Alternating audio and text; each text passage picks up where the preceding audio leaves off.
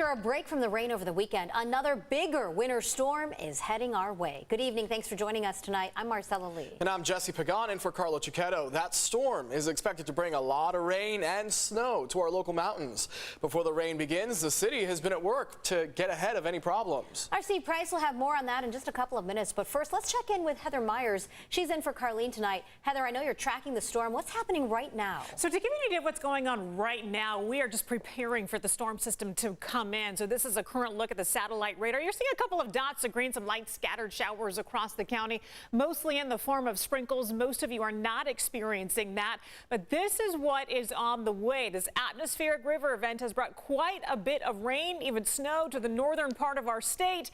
As we get into tomorrow, the storm system reaches LA County, and then by tomorrow mid-morning into the evening hours, expect a lot of rain and mountain snow here in our county. So timing out the storm late tonight, you'll start to see the activity pick up, and it looks like the storm system makes an exit out of our county by late tomorrow night into early Wednesday, leaving behind quite a bit of rain. As I mentioned, the snow, gusty wind, and much colder temperatures even Wednesday into Thursday.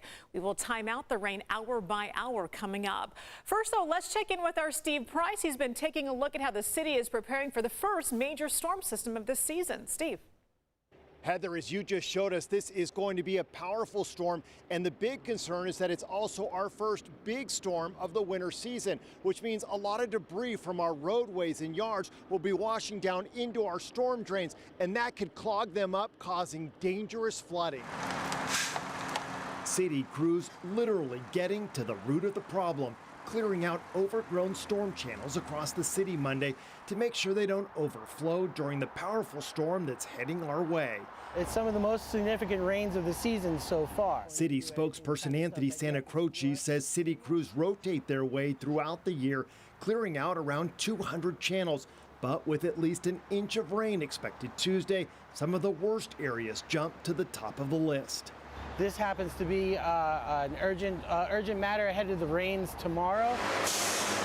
Crews also cleared out clogged storm drains and scraped away vegetation that could easily break free and make its way into the drains, clogging them back up again, which leads us to the city's request for you. Sweeping up around your property of the debris, of the leaf litter that can happen in and around your property on the curb line. Make sure that's swept up, because that gets swept down to the drain on your street and can cause flooding.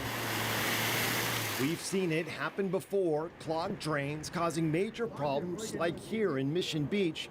If you see flooding, don't be this guy.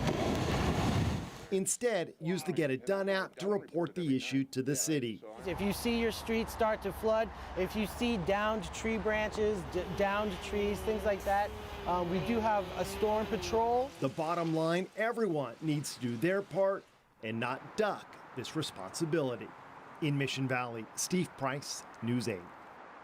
Thanks, All right, Steve, thank you. Meantime, get ready to mask up indoors again. A statewide mandate will go back into effect this Wednesday. State health officials made the announcement this afternoon in response to a big rise in COVID-19 infection rates since Thanksgiving.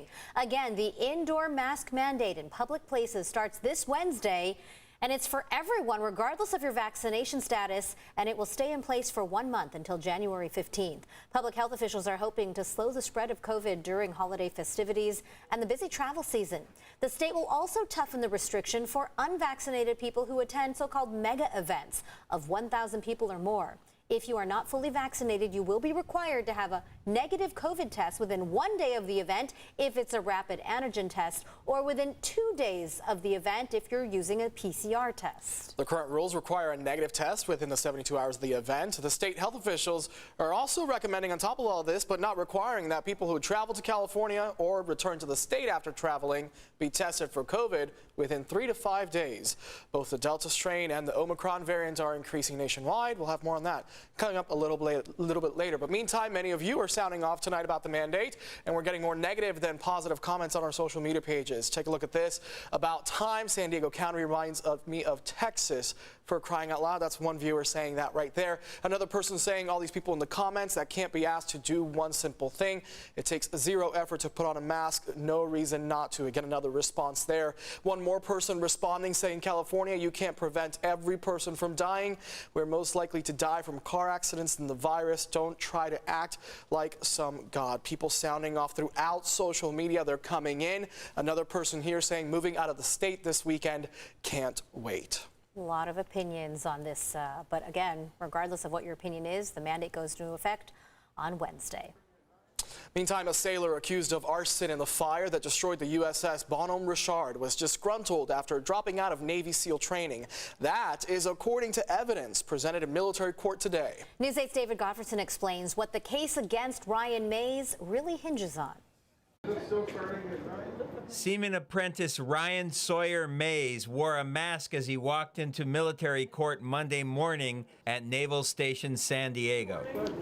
The preliminary hearing will determine whether the 20-year-old is court-martialed on charges of aggravated arson and willful hazarding of a vessel.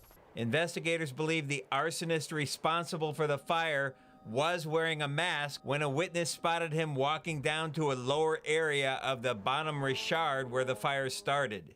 The witness said at the time he was only, quote, 90% sure the person he saw was Mays. The sailor's defense attorney told News 8 in August identification of his client is a major issue in the case. You know, it sounds to me like there may be some hesitancy on the sailor's part who claims that he saw my client. Prosecutors allege Mays was disgruntled after dropping out of Navy SEAL training and lied about it in text messages to his family. A fellow sailor told investigators Mays, quote, hates the U.S. Navy. On Monday, an ATF agent testified the fire was likely started with either diesel fuel or mineral spirits in the lower vehicle storage area of the ship.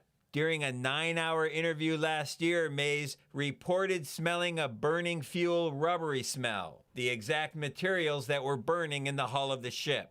Investigators also allege that Mays was heard mumbling to himself that he was guilty while in custody at the Miramar brig. He denies making any admissions to anybody, and he's always denied any involvement in the fire on board the Bonhomme Richard. There apparently is no DNA or fingerprint evidence tying Mays to the crime scene.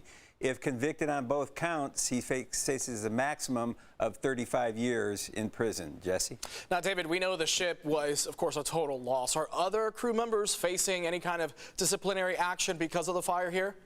Yes, Mays is the only sailor charged with starting the fire, but a Navy investigation found many problems. Because of poor training, firefighting foam system was never activated, and there was a delay in sounding alarm bells on the ship. All right, David Gottfredson following the details on the Bonhomme Richard case. David, thank you.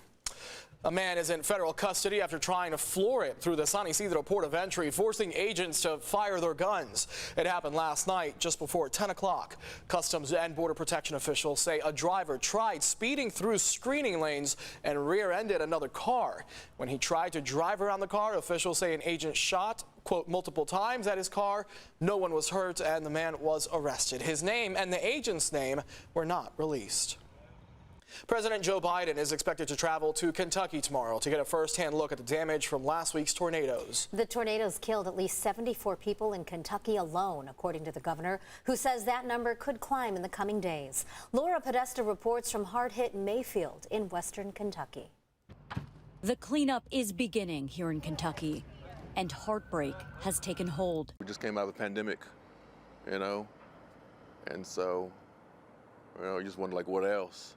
And then, you know, then this. Hunter Taylor survived the tornadoes by taking shelter in the basement of his Mayfield home. It was the most terrifying thing I've ever experienced in my whole life. The family across the street lost a child, and Taylor says he helped recover the body. That was honestly the worst part of it all, is seeing someone lose their kid.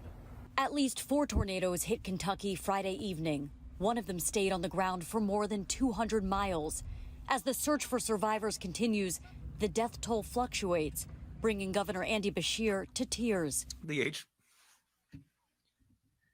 age range is 5 months to 86 years, and 6 are younger than 18.